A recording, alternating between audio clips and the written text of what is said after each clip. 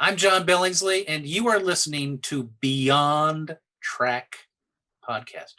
What are some thoughts of yours towards the whole, is Star Trek getting too woke? The idea that a show that exists to push the boundaries in terms of what is acceptable and what it should be like just part of our human condition, which is, everybody on the fucking ship, as long as you're nice. To me, it's like you can't be too woke.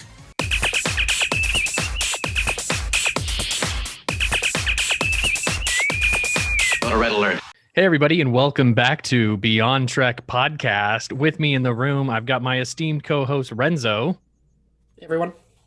And a super special guest, Tae Phoenix. Hi, thanks for having me.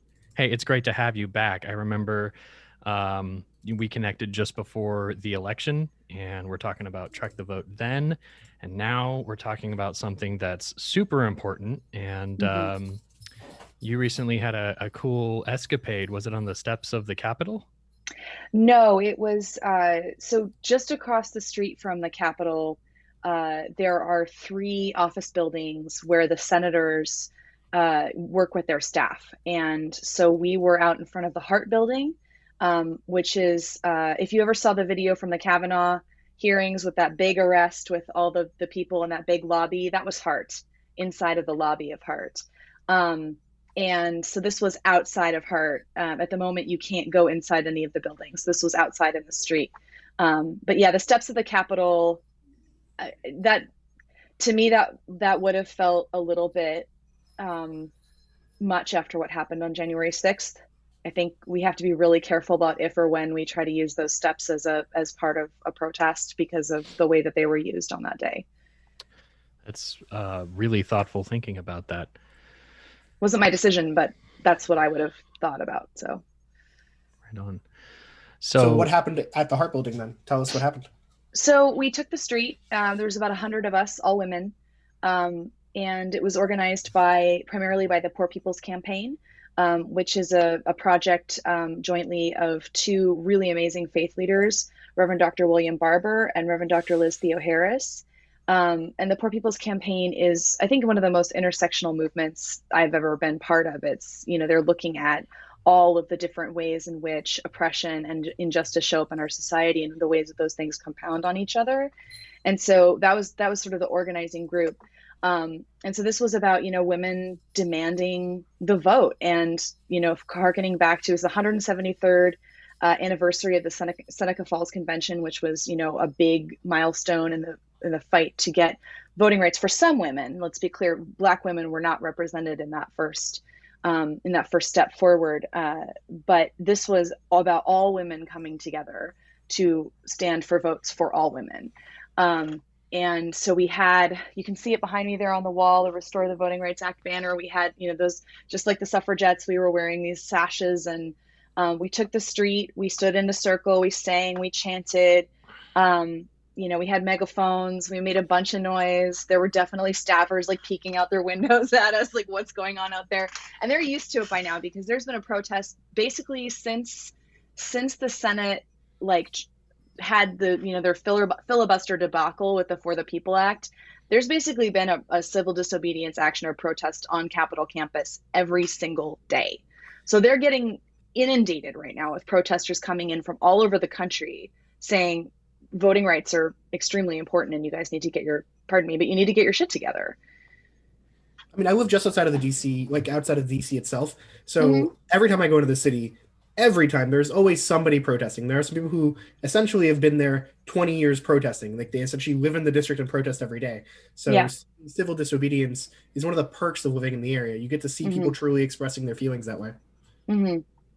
Which is nice. Yeah, that may be me someday, honestly. I'm maybe I should just move here. I spend so much time it's here. It's lovely. It's expensive, but it's lovely in DC. Yeah. See, and I'm all the way out here in California, and we're still working on, getting a hold of fires. So, burning out in the West. But Washington State up here, we got the same thing going on. Oh, you're PST too? Yeah. Oh, right on.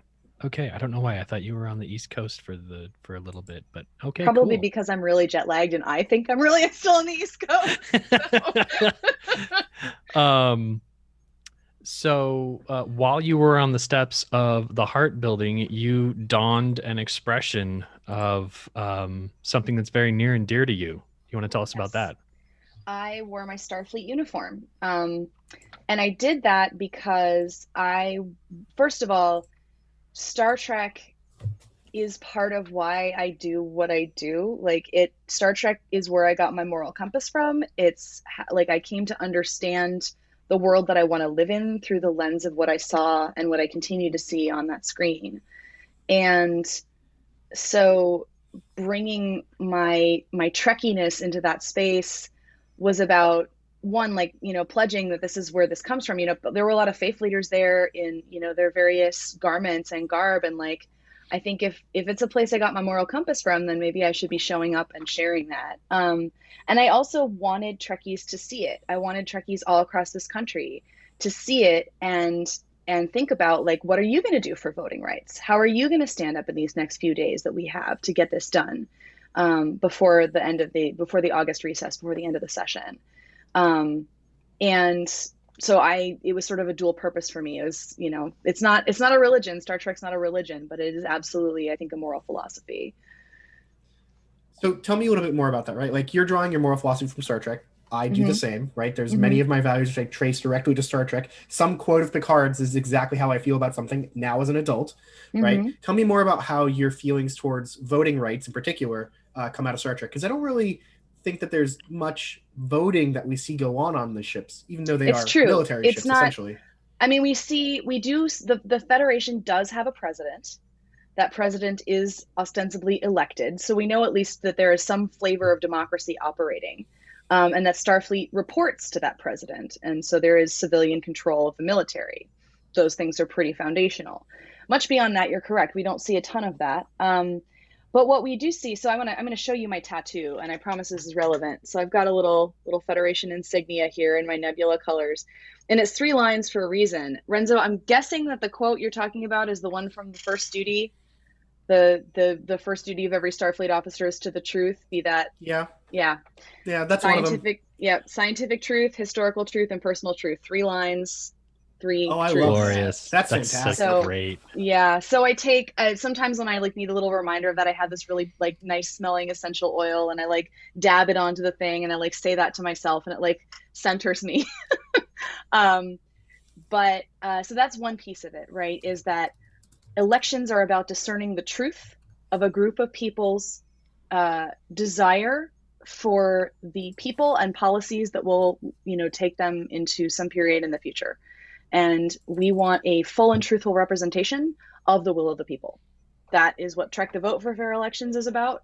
And that's how I feel about, electoral politics. The other piece of it is Star Trek is a show about people who work together, not despite differences, but because of them. They embrace their diversity. They listen to each other. One of the things that I love is, someone will they'll have a telepathic experience, or some alien will beam themselves into their brain or whatever. And they'll go, Captain, I'm a little disoriented. I think I should go to sick bay.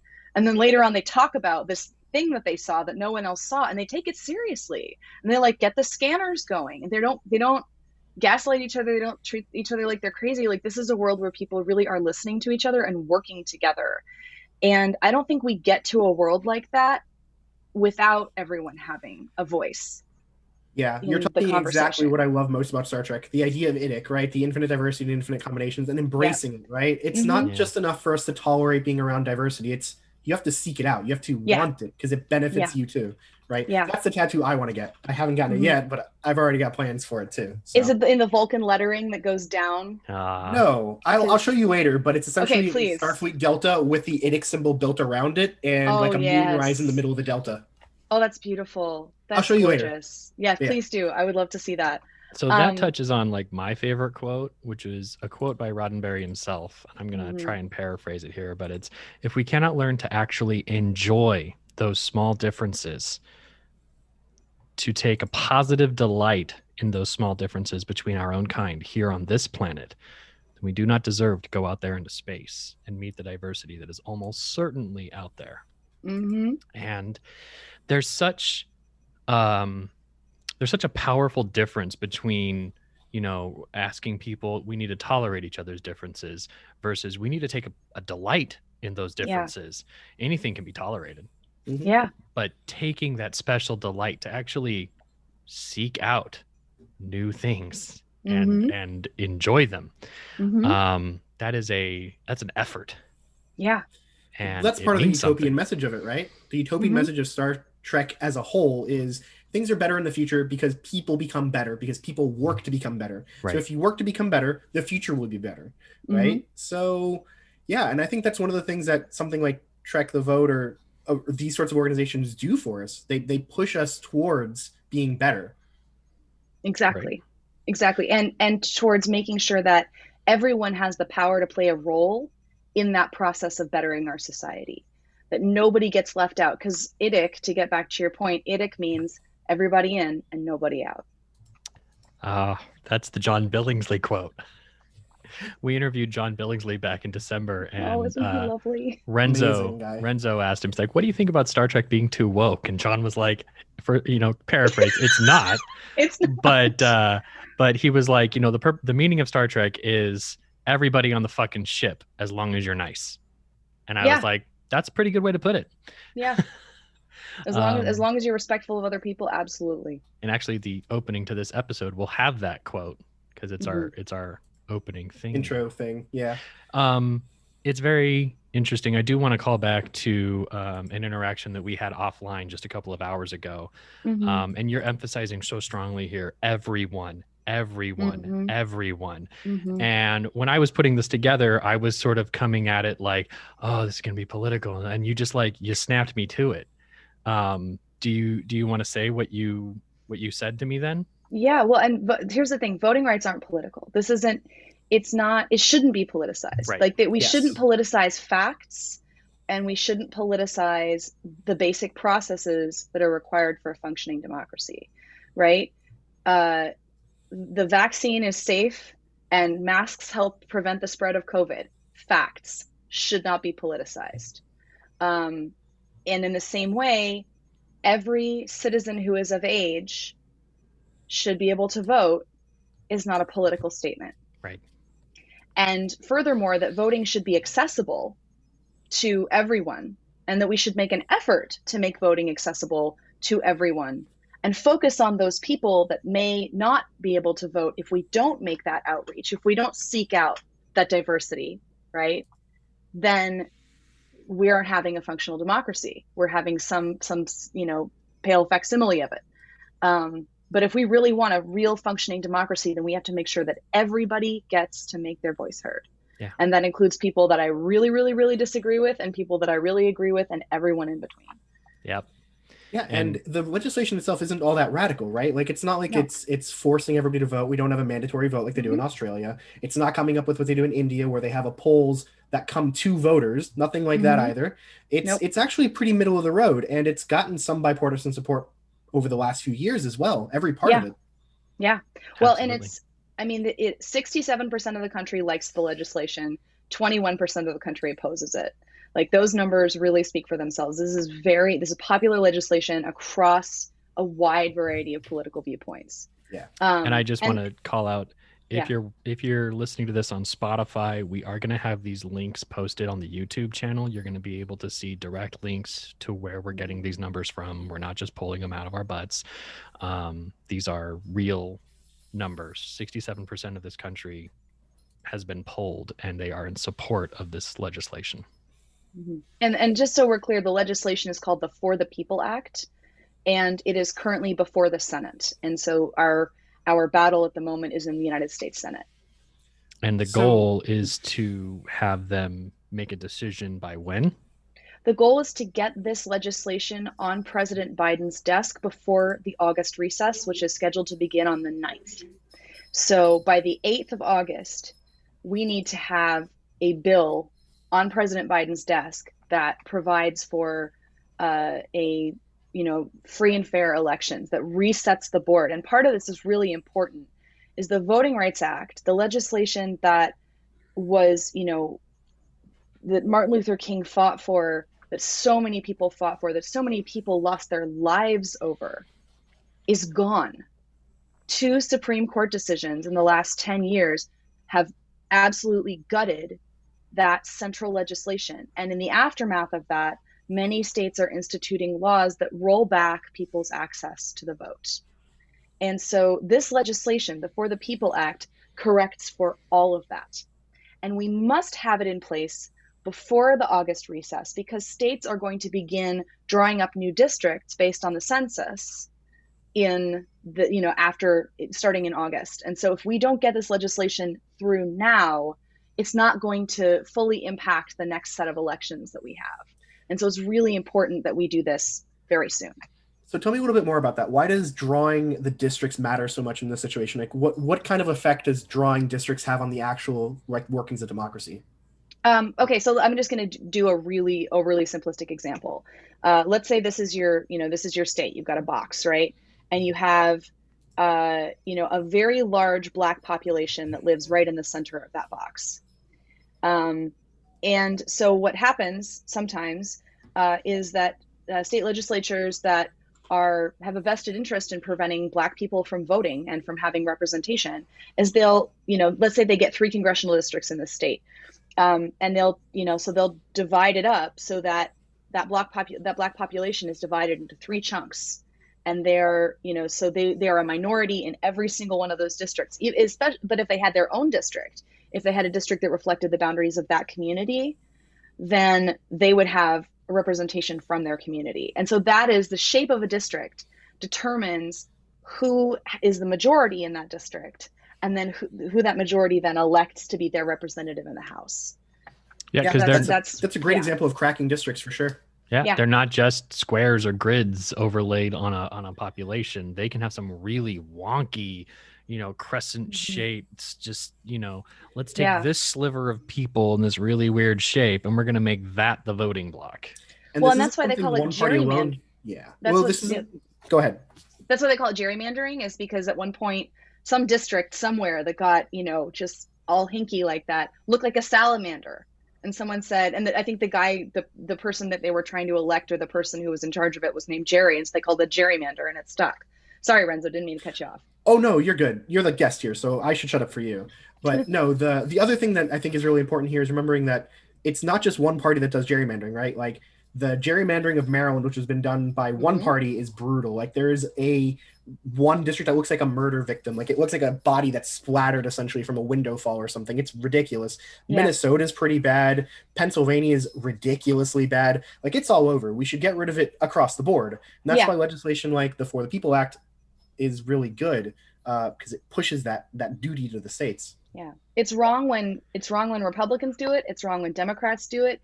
It's wrong in any future party that might do it. It was always wrong to play these sort of procedural games and these sort of, with people's voting rights. It's just morally wrong. So we've mentioned that weakens the power of voters is generally bad. So. Oh yeah. So in talking about strengthening the power of voters, we've mentioned the For the People Act. Do we want to talk about what's in it and who's directly affected by its passage? Yes, absolutely. And the answer to that, who's directly affected, is everybody, the whole country. And it's sort of like, and you get voting rights, and you get voting rights, and you get voting rights. And it's very broad, but it's a very sensible, to your point, Renzo, it's a very sensible, very middle of the road package. There's nothing tremendously radical in here.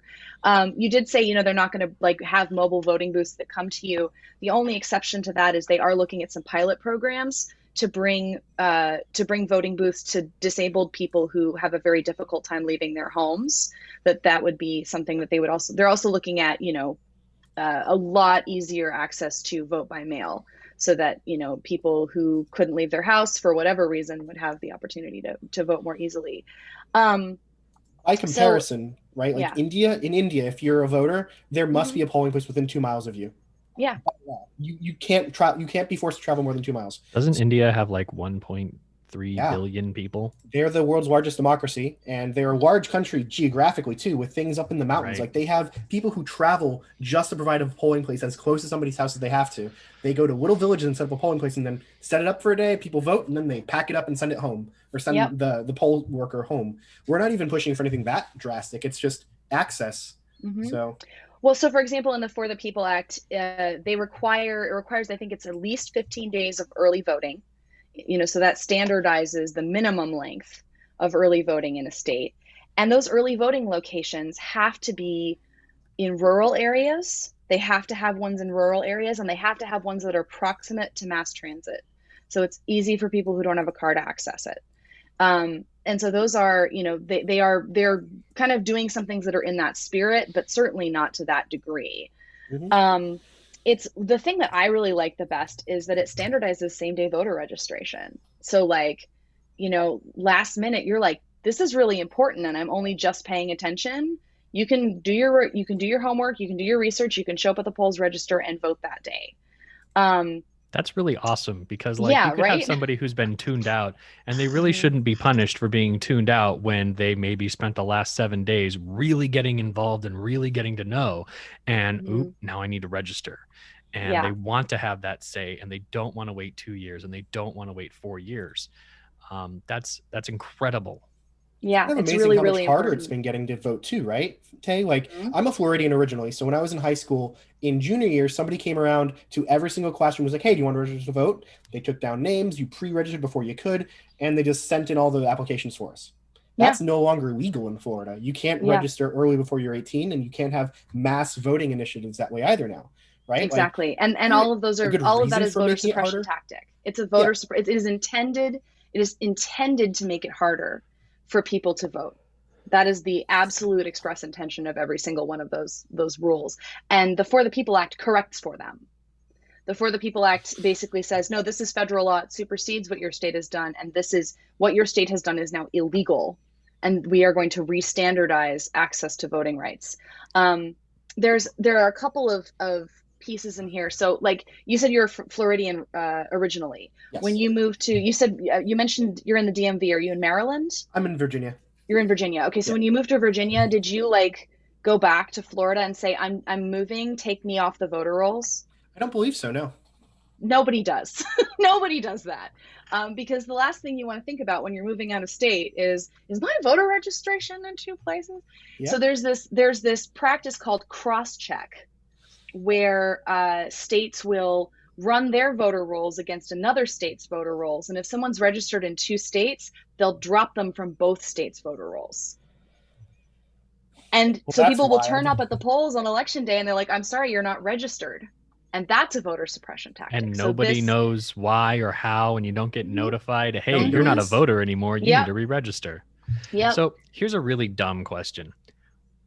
Why would any leaders of any state just be like, want to suppress votes? You'd think it would make sense that, like, if I'm running for office, I would want as many people who my message appeals to be able to support me by using their voice to cast that vote.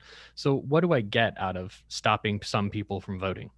Well, there are no dumb questions. And it's, I think there are some people in politics who are afraid that they can't succeed on their ideas alone.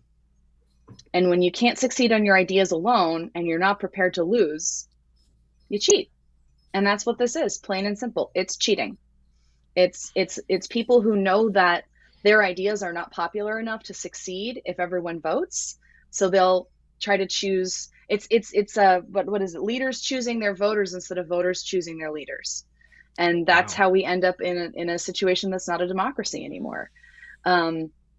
So the other piece of that puzzle is it also there's cross-check, and then there's something called caging.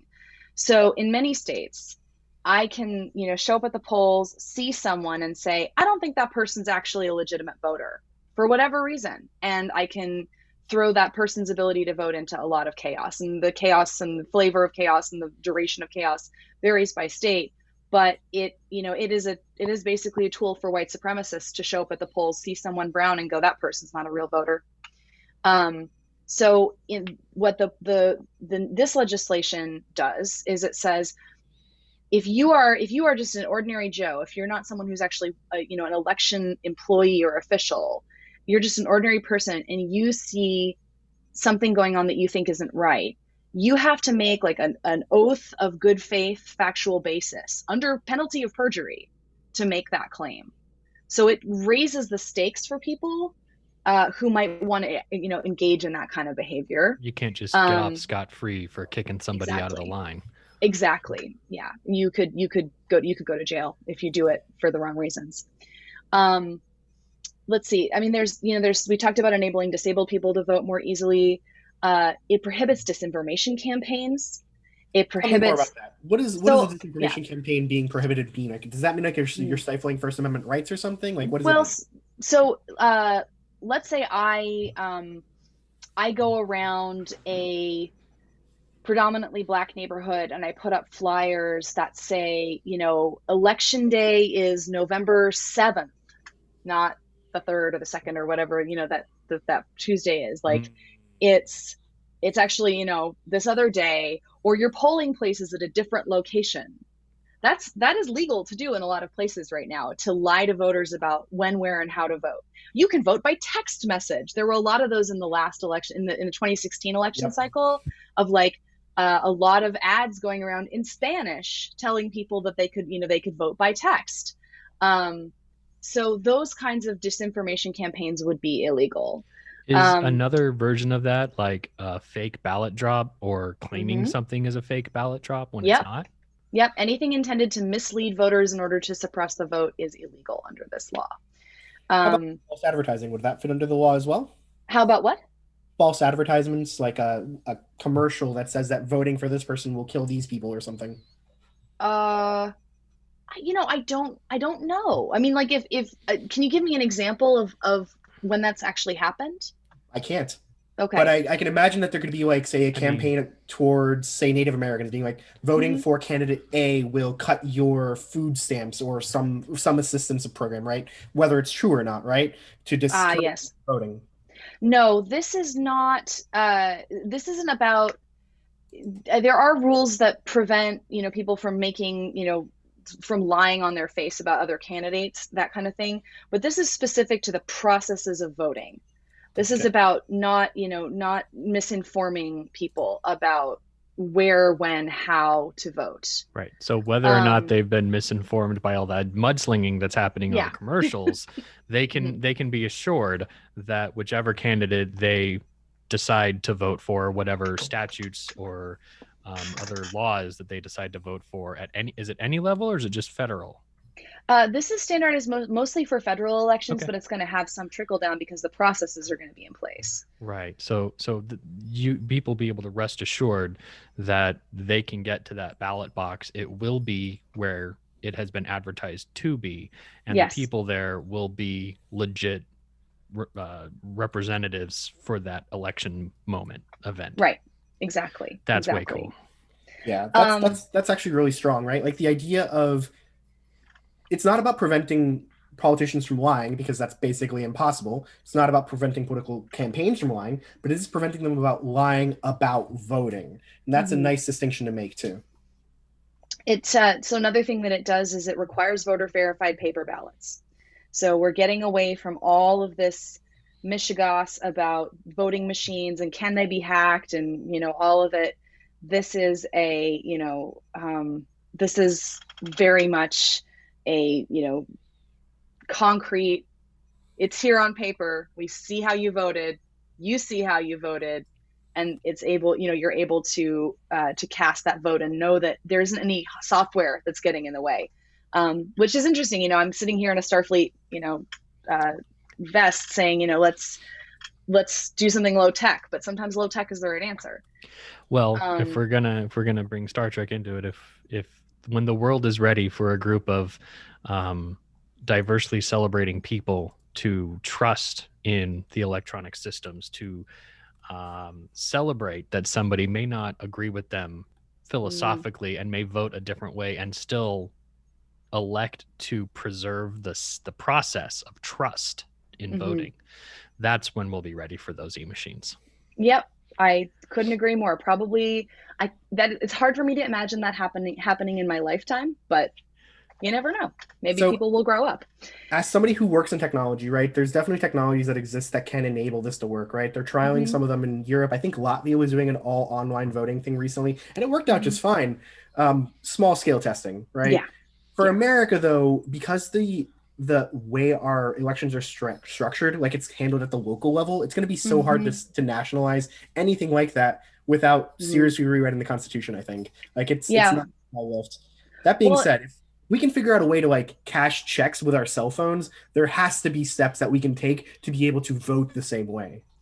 yeah, and I think that those steps are coming, but it needs to happen in a very measured and frankly very conservative way. I think we Agreed. have to really, we really have to roll it out thoughtfully, and we can't be rolling it out thoughtfully if we're in the process of fighting off threats to the right to vote from left, right, and center. So for now, I think just going back to that hard artifact is right. Um, Absolutely. Another thing that I love is that it restores voting rights for formerly incarcerated people, because, and frankly, who better to tell us what is and is not working about our correction system than the people who've been through it. Right. Didn't And Florida try to do something like this? Tell me about that because I'm sure you want to yeah, talk about it. yeah, I'm gonna blank on the name of the legislation, but there was a ballot initiative during I think it was during the midterm, where they granted voting rights back to, several million predominantly Black Floridians. And then there was a lot of, they basically instituted a poll tax. They said, well, okay, fine, you can vote, but only if you've paid off all your restitution. And, for people who are formerly incarcerated, getting a job is hard enough. Being able to pay off your restitution. So it's a poll tax, essentially. Anytime that you're saying you have to be able to pay money for something in order to vote, you're instituting a poll tax. Yeah, and the fact that it And was a ballot initiative and then the state legislature decided, oh, well, we're just gonna, gut the spirit of the legislation or the spirit of the idea and mhm, implement poll taxing was pretty blatant and pretty bad. yeah, absolutely egregious. There's also Um, something to be said about like anytime, anywhere, any one of us could be suspected of something and end up in that system through no fault of our own. It happens. We yeah. know about people who spend days, weeks, months, years in the system awaiting trial. They're Hmm. innocent, and Hmm. and so we never know when we might end up in that system. And gee, wouldn't it be great if I ended up in that system by accident, that I voted for the people in that system to be able to have their rights respected and observed, to make it Right. easier for somebody who's wrongly accused to get out of that system, and so that we don't have these crazy outlandish penalties for what I would say like lesser crimes like marijuana Yeah. possession or something like that. Because every day you see people arguing over, well, this person did this and this person did this person's in jail for 20 years and this person got off with bail. Like, Hmm. that's not cool. and How much and justice can you afford? Right. Yeah. So not only am I thinking forward, like if I end up in the system, I want to have been proactive and to have that legislation support, innocent until proven guilty. But at the Hmm. same time, for people who are coming out of that system, who may very well have committed that crime and they have paid their debt to society, isn't that the social agreement? Social contract. Exactly. Yep. That's the social Exactly. contract, and we all, nobody knows we've signed it, but we live in a society, and we Hmm. say that we trust that the people who are elected to make these decisions make the right decision in favor of us. Hmm. And that last part there, in favor of us, it's kind of been taken away in a lot of ways. Exactly. So And for I want to flag, like, I don't care what you did. Once you have come out of that system, you are you're just another person, and your voting rights should be respected. I don't think that there's, any it. People have the right to change. People have the right to grow. People have the right to develop. And what some terrible thing you did when you were 21 should not impact your ability to vote when you're 63. And that's because none of us is defined by the worst thing we've ever done. Right. And we often live in a world where the worst thing we've ever done becomes the only thing we've ever done, and we are thus socially exempt from any kind of forgiveness or latitude to grow. And that's especially if you happen to be poor or black or disabled. Those are three things that end up, just slapping people down for life. So anything that we can do to they got arrested and they're in jail for 30 years, but you know what? Like that one time they stole a milk carton. You know, that's justification right there. Or they let their kid go to the park by themselves, right? Dude, didn't we do that in the 80s? Oh, yeah. Your parents would drop you off at the park and they'd come get you like 10 hours later. Yep. And you've got like a tribe of kids who've all been there. And it's like, no, Mom, you can't take me. This is my family now. Yeah, I mean, that was not my family story. I was kept under lock and key, but yeah, there were a lot of kids that grew up that way, and now these days it's like you're a neglectful parent, and especially again, it gets leveled against black women working in long hours in fast food, that end up sending their kids to the park or having their kids sit at the library and do their homework, and they end up being arrested for child neglect. It's just egregious. So we're getting a little off track here, but too, though. Just one more example, just a truly heinous one. I thought there was a person in Texas, a woman in Texas. She tried to vote in 2016. Her name is Crystal Mason. I looked it up. Yes, I know the story. And Tuvix. Sorry, puppy. Anyways, it's okay. Crystal. I need to see this puppy afterwards. Oh, for sure. Crystal Mason tried to vote. She had been let out of jail. She had finished paying off her time. She tries to vote in the 2016 election, and she's not eligible to vote. So she committed a crime by attempting to vote, and they put her back in jail for the crime of attempting to vote when she didn't know she was eligible to vote in the first place. Right. Yeah, that's case in point, right? And all of these laws and all of these hoops that we make people jump through in order to vote are and just in order to live generally, just in aggregate, like if you see people sleeping in tents on the sidewalk, that's how they got there.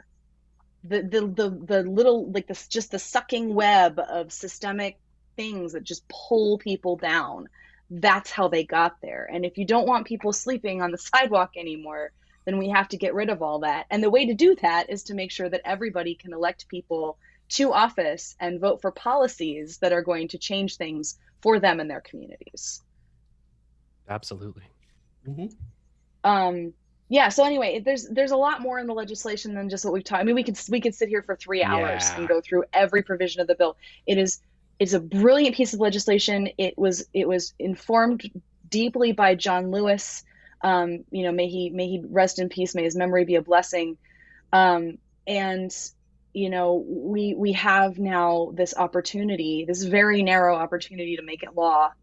And we all have to just, nose to the grindstone for the next, several days to get this done. So tell us about that. How do you want Trekkies that hear this, that feel the same way you do about the importance of voting rights? What do you want us to do? Like, what is your call to action here? So the call to action is pretty straightforward. So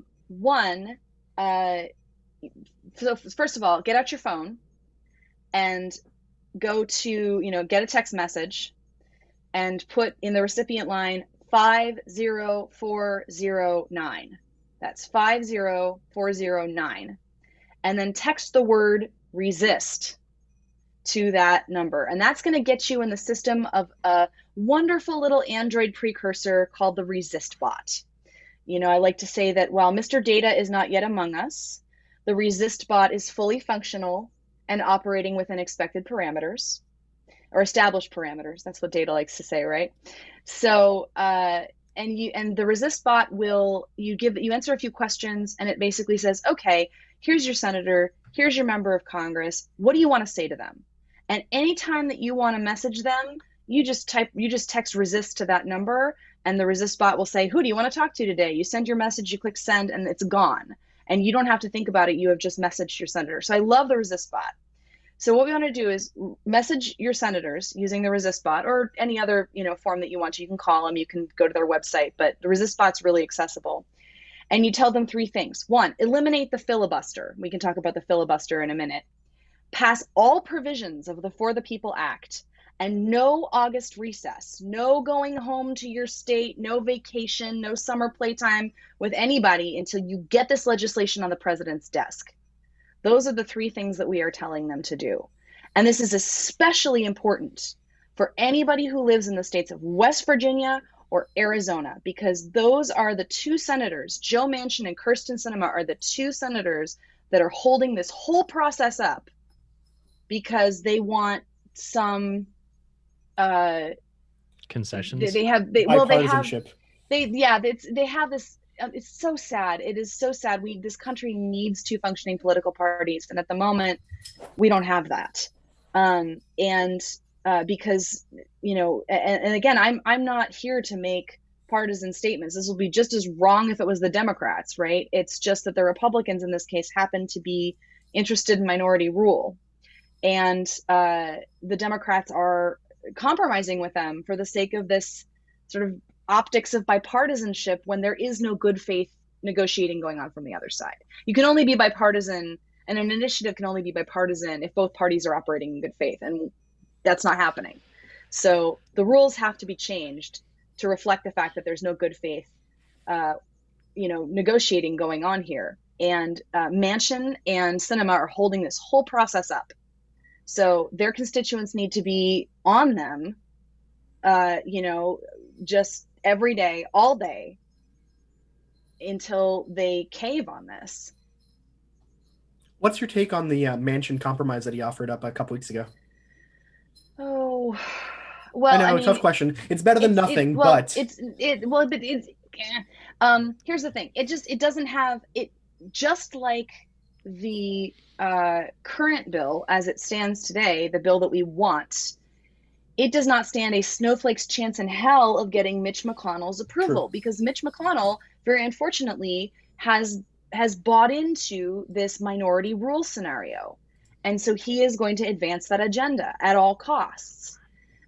So we shouldn't be, it's like saying, I don't know. It's like saying, well, I want a whole sandwich. And someone saying, no, you can't have a whole sandwich. Well, will you give me 70% of a sandwich? No.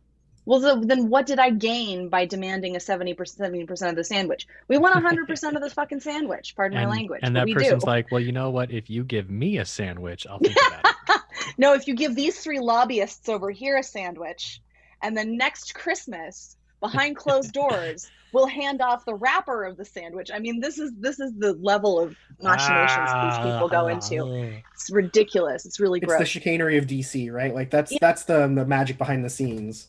Yeah. It's interesting. I was just there, obviously, because I was arrested on Monday in my Starfleet uniform. But I was waiting the following day to pay my bail, because you go down to the Capitol Police Station to pay your bail the day after you're arrested.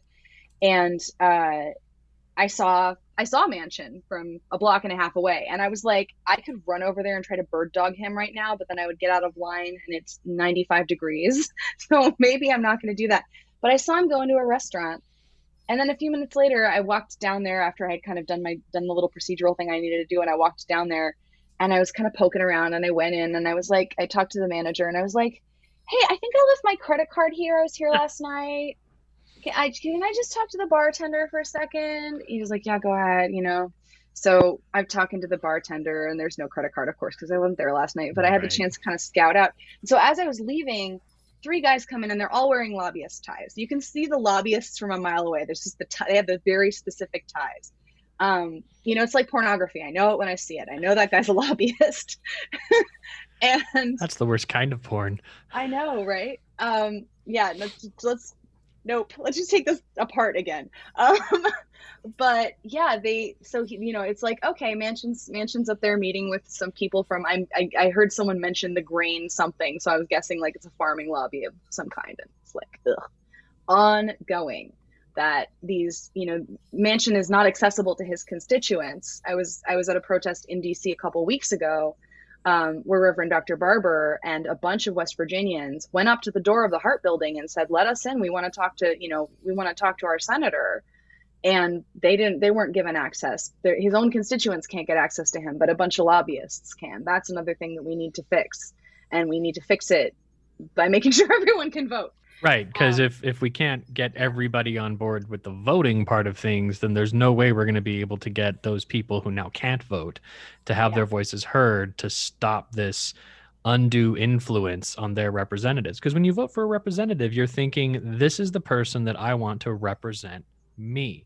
And 90% of that person's time is spent listening to people who are richer than you, smarter than you, more conniving than you, more powerful than you, who have all the time in the world to fuck everything up. Right. And if if you get your way on one bill, they're going to come right back next year with a let's flip that on its head and do the exact opposite thing. So it requires a bit of constant vigilance to make sure that your rights are protected. Which is what Jean-Luc Picard talked about after the Drumhead, right? Right. With constant vigilance is the price we must pay for freedom. You know, that classic episode where, you know, Nora Sati was seeing Romulan spies behind every bulkhead and in every turbolift. It was such a good allegory for like the Red Scare too. It was great. Yeah. That's one of my favorite episodes. Yeah, me too. Are there any other like major parts of legislation that Trek the Vote is pushing for in addition to just the For the People Act? Like, are you pushing for a repeal of the Reapportionment Act of 1929 or anything like that? I mean, at this point, so let's be clear. Trek the Vote for Fair Elections is a small volunteer-run organization.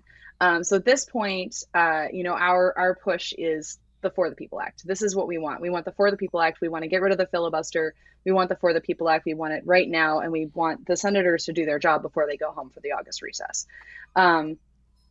And, you know, I want to say, too, there's a lot of people who are like, oh, it's a lost cause. Forget it. It's impossible. Here's another Jean-Luc Picard quote for you. Things are only impossible until they are not. He said that to Mr. Data. It was relatively early on because Tasha Yar was still there at that point. And he was trying to get some shield down to get people out. And Data said, well, that would be impossible, sir. And his response is, things are only impossible until they are not. That was the when the bow breaks. Thank you. Thank you very much. Things are only impossible until they are not. So we can actually, you know, do this. But, you know, insofar as, you know, are there other things we're going to be pushing for? We're working with, you know, a handful of state level organizations that are fighting gerrymandering to like route volunteers that were already. So what we did during the last election cycle, for those of you who aren't aware, is we partnered with a number of different national orgs and several regional orgs that were doing, you know, that needed volunteers for everything from poll watching to actually becoming professional poll workers to doing nonpartisan voter outreach, you know, staffing Know Your Rights hotlines, monitoring for voter suppression, monitoring for disinformation on social media. Like there was a wide variety of things that people could do. And so we had people signing up and then getting an assignment, getting their, you know, Starfleet mission to defend democracy. And so, you know, we have this database now of people who are invested in this, who love Star Trek. And so we're pointing them at, you know, things happening in their states that are, you know, relevant to preventing gerrymandering, to preventing voter suppression. But on a national level right now, what we need everybody to do is call their senators and tell them to pass this bill. And is that in addition to the resist bot? So resist bot is the means by which you can easily contact your senators. Okay. The resist bot is a really nice tool, and I find it helpful when I'm talking to people who may not necessarily like have their senator on speed dial like I do, to, you know, to just be able to very quickly connect with. You're laughing at me. No. I'm not laughing at you. I'm laughing because during the 2016 election cycle, I had an auto dialer in Dianne Feinstein's office. And like every 20 minutes, I would be like, hi, it's me again. Orale, nicely done. No, the people from my two senators, Kane and them, they already know me. They answer my calls. I get my message. I leave my voicemail, whatever. I've harassed my senators enough at this point. Yeah. No, there's no such thing. There's no such thing as harassing your senators enough. I mean, really and truly, like these people they are the most powerful human beings on the planet. And they have, as the price of that power, they are accountable to the people that they work for. Right. And that's exactly the mindset. every time I fly out of Dallas, I'm hoping this is the flight where I'm sitting next to somebody who matters, because I'm going to evangelize, right? Mhm. It happened. But a buddy of mine has actually sat next to, I won't say the name of the senator, but a senator from Kentucky multiple times, and has just been like chill and not said a word to him. Yeah, I would No. give back. No, literally, I- do not let that person off the plane until you I have wouldn't had have been every able word. Man. I once chased Lindsey Graham up a down escalator at DCA. I saw the video. That was fun. That was extra special. He went on Fox News and said I was a nasty, deranged, mean woman. And literally, the worst thing I said to him is, please don't kill me. I would like to not die. I would love to have the honor of having a senator call me a crazy, deranged person just for trying to advocate something. I That want a sounds t-shirt. flattering. I want a t-shirt Yeah. that says nasty deranged woman, and I would wear it. The same way Elizabeth Warren turned the like, and nevertheless she persisted. Right. Has become like her brand. That's a Yeah. good way to get a brand out of it. Yeah. Maybe I should put that on a t-shirt and sell it on my website. There you go. That would be, we could do that. Nasty deranged woman. Okay. Mean, nasty deranged woman. I was mean. It was very important. I was being mean to the poor little senator. The One senator of the who most doesn't powerful care people about in the anybody's world. feelings, right? Yeah. I Exactly. mean, so They somebody work- that I've been accused of looking like has this line about like facts don't care about your feelings, right? Mhm. So every now and then we need to use that against them, right? The Yeah. fact is democracy requires voters, and if we start impinging upon voters' rights to vote, then we don't have a democracy. Exactly. 100%. So we need to apply that back to them. We should talk about the filibuster. We haven't really talked about Yeah. the filibuster yet. It's such a Um, funny sounding word. Tell us It all about really is. Have you ever like heard British people who've been to Oxford or Cambridge talk about like, the game that they played there that was like, Squillabricks or something? Like they come up with these crazy names for things. The filibuster is kind of like that. It's like, it's very rarefied little game that they play in the Senate. And the game is this: if we don't have a supermajority, if I don't have, a majority plus, I think it's 13, then I can't get anything passed if the other side of the minority decides to invoke the filibuster. And the filibuster basically prevents it's a vote called cloture, and it gets you to a process where you can actually begin debate on a bill. And so in the past, in the good old days of segregation, as some of these assholes probably say behind closed doors, they would actually have to go onto the floor and read the phone book, read from the dictionary. They'd have to talk all night long, every night, like to hold the space. Now they don't even have to do that. Now they can just say, nah, we don't feel like voting on that, and it's dead. Wait, so the filibuster is not anymore like Mr. Smith goes to Washington? They just say and it's They can filibustered just automatically? you're gonna say, How is you that fair? want to vote on this essential piece of legislation? I filibuster, and then it's done. I mean, when you're making minimum wage every second, it's easier to just be like, I want to save this time for my other Yeah. things. But tell me, Tae, isn't the filibuster in the Constitution? How could we possibly change No. the Constitution to get It's rid of not it? it is a procedural trick. It is not in the Constitution. It was not the framers. I won't pretend to know what they would think of it, but they certainly didn't come up with it. And So how do we go about changing it then if it's not in the Constitution? it's a rules change. It's a very simple rules change. And all that takes is the majority of the Senate to change the rules. Unfortunately, and this comes back to West Virginia and West Arizona, Virginia, right? right? Senator Manchin and Senator Sinema are the holdouts there. Now, there's lots of people who say we should create a carve-out in the filibuster just for the People Act. If that's what it takes to get it passed, I don't know how I feel about that, because it's also holding up, all kinds of other important legislation. Like we can't have minority rule. It needs to be gone. But it, so whether it's for the purposes of this bill or any other, we have to get rid of it. Okay. And all that takes is a majority of the senators to do so. And at the moment, Manchin and Sinema are the ones who are holding the process up. Well, Tae, since you mentioned Oxford or Cambridge or whatever, do any other countries have a rule like the filibuster that allows the minority to completely stop all progress for legislation? I don't think that they do. I can't think of one off the top of my head that does. Nope. So not even those wacky Brits. It's not something that's done anywhere else. And I think I mean, it's a legacy of the Jim Crow era, really and truly. It was created primarily to uphold white supremacist laws. And again, I want to just be really clear about this. In the same way that saying earlier in the conversation, we said, the vaccine works and is safe and masks prevent the spread of COVID. That's a fact. That's not political. In the same way, Black Lives Matter is a fact. It's a fact of life. Human life matters. Black people are human. Therefore, Black Lives Matter. That is just, it's like the water is wet, the sun is a star, et cetera, et cetera. And so when we start talking about, white supremacy, some people will say, well, you're being partisan. It's like, no, being against white supremacy is not a Republican or a Democrat thing. It's not a right or a left thing. It's a right versus a wrong thing. And I think anybody, and there are moral people who are conservative, who are quite anti-white supremacist. And I think we need to be focusing on that and focusing on how do we get past this racism, this legacy of racism in our country. See, and that goes right back to what we were talking about earlier, is like, if we allow ourselves to be afraid of these things and to actively seek, the removal of certain groups from having a voice in the way this society runs, then who's going to speak up for me when some other group says you've served your purpose, now we don't want you to have a say anymore? Yeah, it's that first they came for the right. First they came for the trade unionists, and then they came for the communists, and then right. And by the time they got to me, no one was there.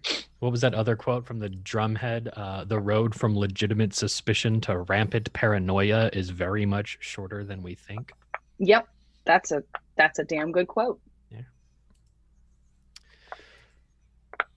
So the filibuster, just if you're into etymology, just literally just means pirate.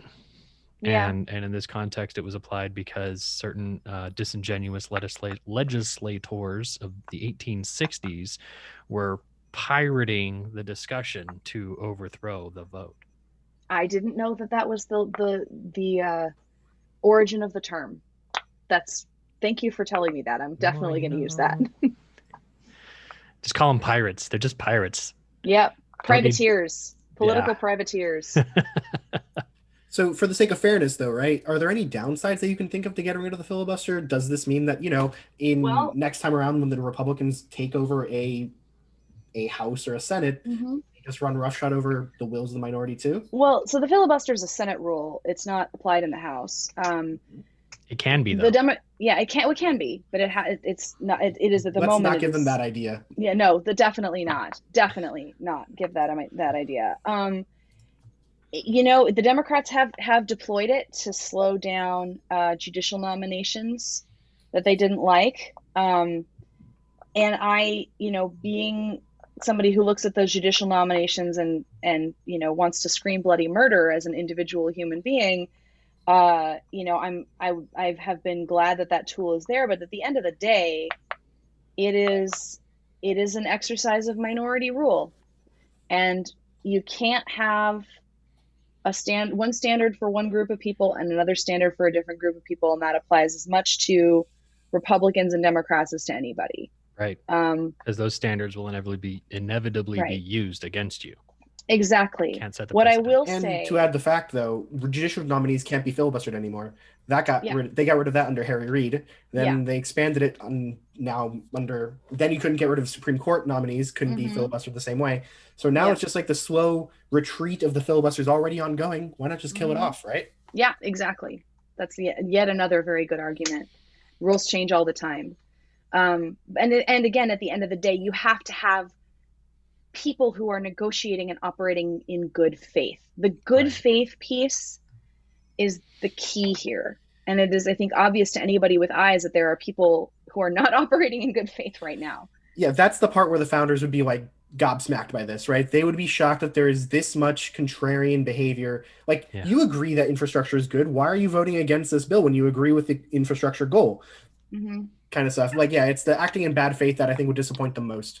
Yeah, well, I mean, just again, that they, our country's founders were also, slaveholders, and absolutely, and the country was built on white male entitlement. So who knows how they would feel, if they were here now, and whether or not they would agree with, the direction that we're taking things. But I think overall, you're probably right that they would kind of look at the way that the system has been hacked and think poorly of it.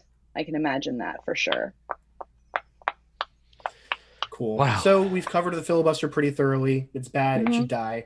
We've covered the For the People Act itself and how it's important and how we can get it passed and what we can do to act upon it. Are there any other big subjects here, Dag, that you think you want to cover on this? I think we kind of went right through everything. I feel pretty good about this conversation. I've really enjoyed it. As have I. Oh, Renzo, these are always amazing. When I am next in DC, you and I need to have coffee. Absolutely. If you're game. Okay. Absolutely. Awesome. I'll make sure You're to get just your number using from him Dag. to meet Tuvix. I'm so mad. Yep. That's all what's about the happening dog right now. It's There's all actually about Wait. There's a fantastic place that we can go to that has like a brew house / dog park, which works really well for that kind of thing. Oh All of the my puppies. God.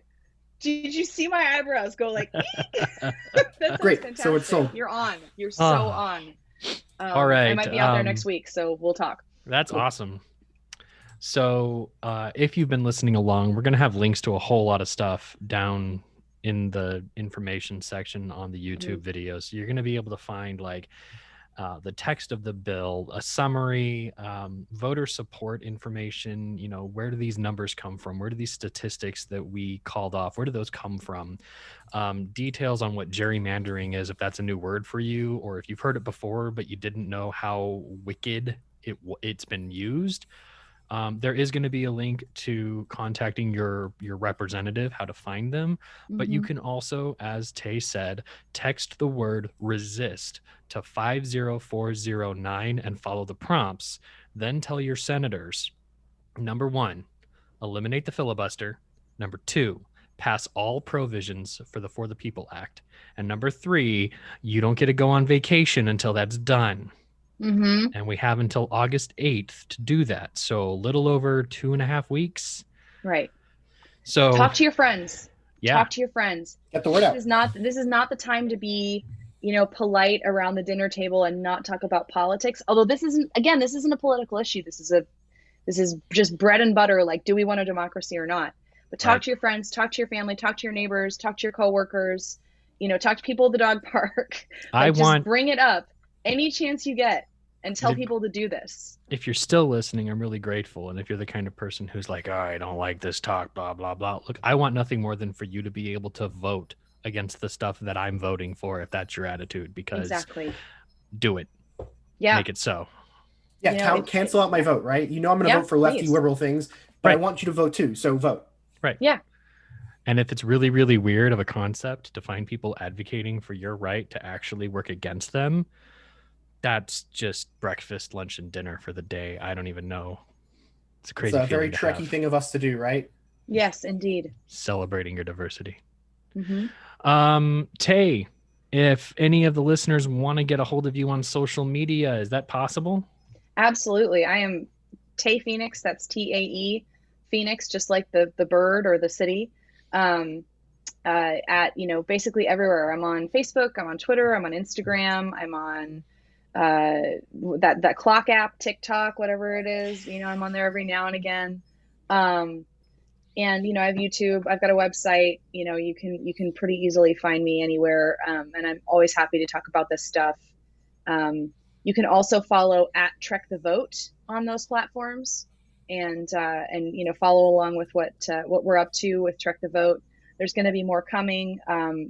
As we're sort of between election cycles and then going into the next election cycle. How do we mobilize more Trekkies to protect our democracy? Yeah. Renzo, where can we find you online? Honestly, I have a Twitter. If you message me, I might respond. I don't really check it much. The best way, honestly, to reach me is through Reddit. If you see me, Reddit, it's at Hawkshark. Just message me, and I'm happy to talk about or debate anything that you want. Star Trek, politics, I'm here for it. Okay, Hawkshark. Amazing. I'm going to find you. And if you want to talk to me anymore, you can find me at Trek Nexus on Twitter. And you can follow the podcast at Beyond Trek Pod. What's the things that the YouTubers say? Make sure to smash that like button and subscribe. And you can also find links to our Patreon if you think we're cool enough to give $1 or $2 a month. Tae, thank you so much for joining us. It's such a fabulous time having you on the show. I would like to thank do you this for again having me. tomorrow. I'm kidding. Yeah, we can do this lots. I'm always happy to come on here and talk with you guys. Awesome. We could even just do a thing where we talk about just Star Trek. I would totally do that. That'd be weird. I mean, we can have you on for one of our riff tracks or something if you'd like. That could be fun. Sure. Let's do a it. Star Trek podcast that talks about Star Trek. Is the world going to crazy? Yes. Well, audience, thank you so much. Have a great one, and we will catch you on the flip side. Indeed. Live long and prosper. We are Beyond Trek Podcast. Lower your inhibitions and surrender your years. We will add inspirational and hilarious Trek content to your day. Your attention will adapt to subscribe to us. Resistance is futile.